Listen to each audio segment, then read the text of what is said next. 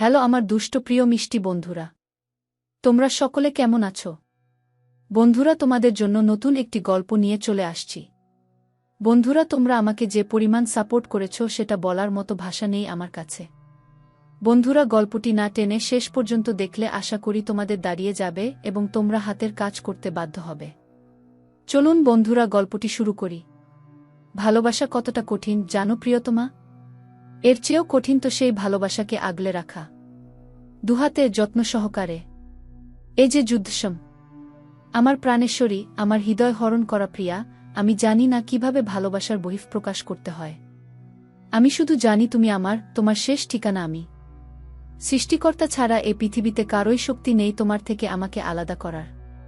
যদি তুমি নিজ ইচ্ছায় আমার থেকে দূরে সরে যেতে চাও, ভালোবাসা আমার। পৃথিবী ধ্বংস হয়ে যাবে, ছাই হবে এই ধরাধাম, তবুও তোমার হাত ছাড়ছি না আমি, বেঁধে রাখব শক্ত করে।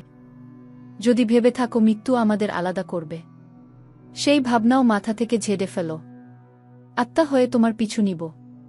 ইতি। তোমার শেষ ঠিকানা, তোমার পাগলাটে প্রেমিক। ধুলো জমে থাকা ডায়েরির এই লেখাটুকু পড়ামাত্র লাজুক হাসির ছোঁয়া লাগল ইনানের ঠোঁটে। ওড়নার আঁচল দিয়ে শয়ত্নে ধুলোমাখা ডায়েরিটা পরিষ্কার করল। লেখাটুকুতে ঠোঁট আলতোভাবে ছোঁয়ালো বহুবার। আবার পড়ল, মৃদু হাসল। উষ্ণ হয়ে গেল তার কান। এ কেমন পাগল? তার প্রেমে এতটাই কেন মাতোয়ারা এই ছেলেটা, যাকে কিনা সে কখনোই অন্য দৃষ্টিতে দেখেনি, নিজের মনের কুঠুরিতে জায়গা দেয়নি, আজ তার কাছেই ছুটে যেতে হয়? কেন পৃথিবী? কেন তোমার এই নিয়মগুলো ধাঁধায় জড়ানো? কেন এত প্রহেলিকা? সালটা 2022। আজ খুব সকালে ঘুম থেকে উঠেছে ইনান। সূর্যের নরম আলো জানালা ভেদ করে ইনানের স্নিগ্ধ মুখটায় ছড়িয়ে পড়ল। আডমোডা ভেঙে কয়েক মিনিট নিশ্চুপ বসে রইল সে। ব্রেইন কাজ করছে না আপাতত। এটা সবসময় হয় তার সাথে। ঘুম থেকে উঠে কিছুক্ষণ বসে থাকতে হয় ব্রেইনের ফাংশন ঠিকঠাক চালু হওয়ার জন্য। সে কে, কোথায় আছে, কেন আছে, এগুলা ভাবতেই তার মিনিট খানেক চলে যায়। ভাবনা শেষ করেই পায়ে হ্যালো কিটির স্লিপার পরে দ্রুত ছুটল রান্নাঘরে। আজ একটা বিশেষ দিন। এদিন কিভাবে ভুলতে পারে সে? কফি মেকারে বাবার জন্য ব্ল্যাক কফি তৈরি করে নেয়। দ্রুত ডিম ভেজে নিয়ে ব্রেডের সাথে প্লেটে সাজায়। সেগুলো ডাইনিং এ এনে আবার ফ্রিজ থেকে লেবু বের করে গরম পানি দিয়ে শরবত বানিয়ে ছুটল নিচতলার কোণার রুমটায়। দরজায় নক করার ঠিক আগেই ভেতর থেকে শব্দ আসে। দরজা খোলা আছে আম্মু। শিট! ইনান হতাশায় কপালে হাত দেয়। তার প্ল্যান আনসাকসেসফুল হওয়ার মুখ ছোট করে রুমে ঢুকে। এই দিনটাতে সে কোনোদিন বাবার আগে উঠে বাবাকে সারপ্রাইজ করতে পারেনি। উল্টো তার বাবাই আগে উঠে তাকে চমকে দেয়। আজও হলো তাই। গত কয়েক বছরে ইনান চেষ্টা করেছে এই দিনটাতে সকালের ব্রেকফাস্ট তৈরি করে লেবুর শরবত হাতে বাবাকে ঘুম থেকে তোলা। কিন্তু প্রতিবারই দেখা যায় তার আগেই তার বাবা ঘুম থেকে উঠে রেডিটেডি হয়ে বসে আছে। ইনান দরজা ঠেলে ভেতরে ঢুকে। তার বাবা ইফাজ খান পুলিশের পোশাক পরে রেডি হয়ে আয়নার সামনে দাঁড়িয়ে চুল আঁচড়াচ্ছিলেন। ইনানকে মুখ ছোট করে দাঁড়িয়ে থাকতে দেখে তিনি চমৎকার হাসলেন। আজকেও কি তুমি ফেল করলে মাম্নি? ইনান গোমড়া মুখে বলে, মনে করিয়ে দিতে হবে না যে আমি ফেল। তুমি কিভাবে এত তাড়াতাড়ি উঠলে আজ? আমি তো অ্যালার্ম সেট করেছি 9টায়। ইফাজ মেয়ের কাছে এসে কপালে চুমু দিলেন। চুলে হাত বুলিয়ে শরবতের গ্লাস মেয়ের মুখে ধরলেন। ইনান পুরোটা খেয়ে ফেল। আমার মাম্মি কি জানে না যে এই দিনটায় তার বাবা খুব সতর্ক থাকে সকালে উঠার জন্য? It's a challenge for me. আমাকে তো জিততেই হবে। আমার ছোট্ট বাচ্চাটার যে আজকে জন্মদিন। হ্যাপি বার্থডে প্রিন্সেস, আহ্লাদ করে বললেন তিনি। রাগ গলে জল হয়ে গেল ইনানের। মুচকি হেসে বাবাকে জড়িয়ে ধরল।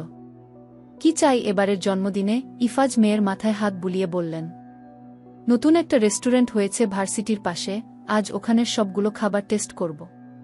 তুমি তো জানো আম্মু, খুব ইম্পর্ট্যান্ট একটা কেস চলছে, তুমি কি অন্য কিছু চাইতে পারবে? মুখ মলিন হয়ে গেল ইনানের। আজকের দিনেও কেন তোমার ডিউটি করা লাগবে বাবা? আজকের জন্য ছুটি নেও না প্লিজ। তোমার কাজ ওই পাখির পালকের উপর চাপিয়ে দাও। কারো নামকে বিকৃত করতে নেই। এভাবে বলবে না মা। মাছি তাড়ানোর মতো হাত না দিয়ে ইনান বলল, ওই একই হলো, পালক আর পলক, আকারের ডিফারেন্সই তো। ওনাকে বলো আজ তোমার কেস সামলে নিতে। ইফাজ হাতঘড়ি পরে মানি ব্যাগ থেকে কার্ড বের করে ইনানের হাতে দিলেন। বললে না কোনো রেস্টুরেন্টে যাবে, ফ্রেন্ডদের সাথে যাও, সব খেয়ে আসো। যদি রেস্টুরেন্টের সব খাবার শেষ হয়ে যায় তবে আরেকটাতে যাবে, টাকার চিন্তা করতে হবে না, শুধু একটা কল দিবে আমাকে। ইনান হেসে ফেল, তুমি কি তোমার মেয়েকে খাদক ভাবো নাকি? আর আজকে কিন্তু রাতে তাড়াতাড়ি বাড়ি ফিরতে হবে। বাড়িতে আলাদাভাবে সেলিব্রেশন হবে, কি কেক আনতে হবে সেটা যেন ভুল না হয়। সব ভুল হলেও কেক নিয়ে কোনো ভুল হবে না। নিশ্চিন্তে থাকো। আর চেষ্টা করব তাড়াতাড়ি বাড়িতে ফেরার।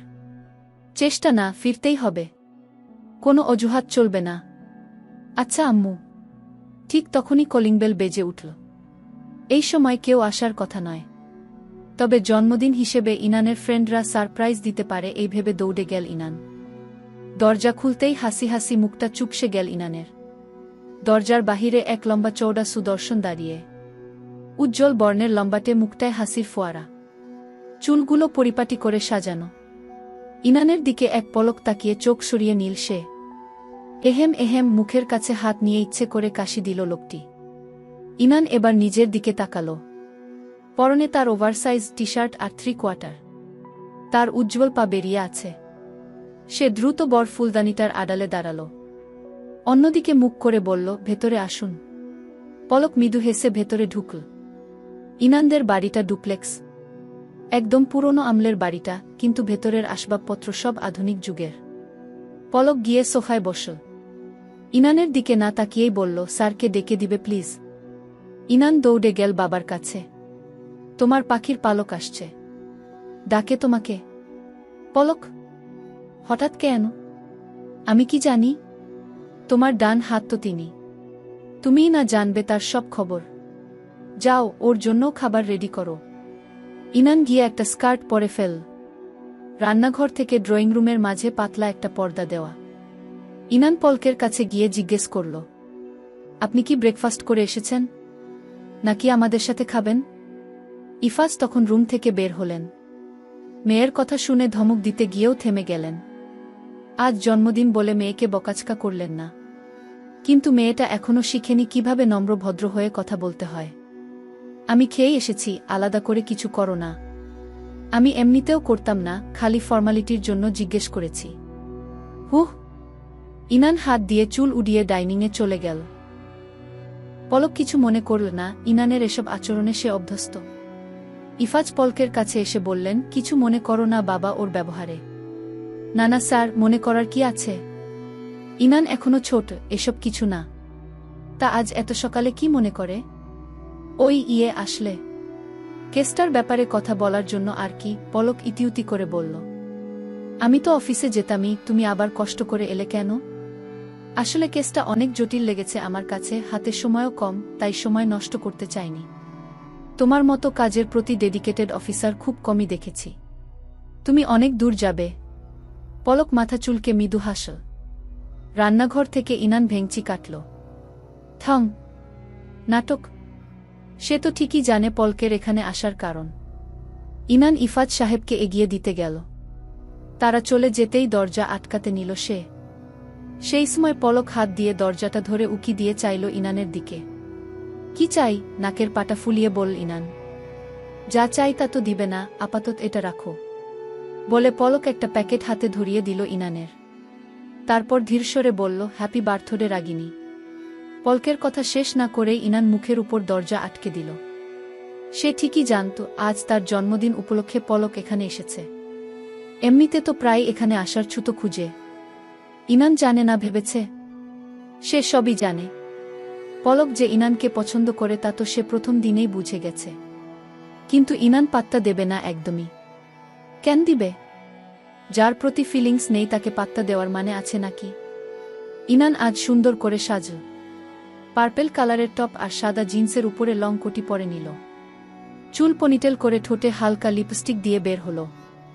ফোনে তার টুংটাং করে মেসেজ আসছেই আসছে।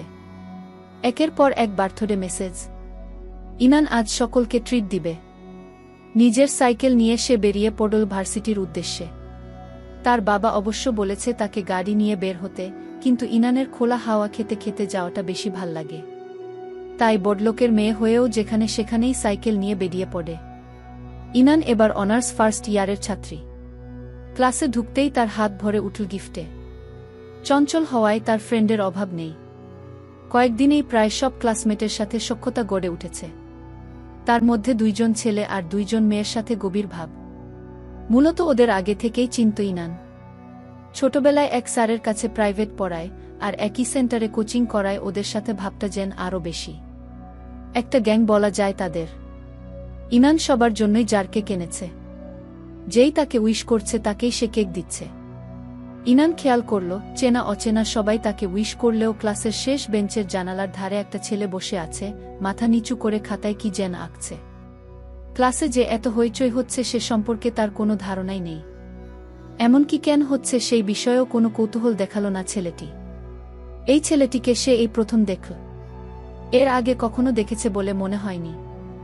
ইনান একটা জার কেক নিয়ে ছেলেটির কাছে গেল। সবাইকে কেক দেওয়া হয়েছে, শুধু একে দেয়নি, ব্যাপারটা কেমন না? সে মুখে হাত নিয়ে কাশি দিয়ে দৃষ্টি আকর্ষণের চেষ্টা করল, কিন্তু ছেলেটি চোখ তুলেও তাকাল না। নিজের মতো করে কিছু একটা আঁকছে খাতায়। ইনান মাথা উঁচু করে দেখল ওয়ান পিস অ্যানিমের একটা সিন আঁকছে। কলম দিয়েও কি সুন্দর আর্ট। ইনানের মুখ দিয়ে না চাইতেও বেরিয়ে এলো, ওয়াও, কি সুন্দর। ছেলেটির হাত থেমে গেল, কিন্তু তাকালো না ইনানের দিকে। ইনান ছেলেটির কাছে এগিয়ে বলল, হেই, নিউ স্টুডেন্ট নাকি? আগে কখনো দেখিনি তো। জবাব এলো না অপর পক্ষ থেকে। ইনানের ইগোতে লাগল ব্যাপারটা। এভাবে যে কেউ তাকে ইগনোর করবে ভাবতে পারেনি।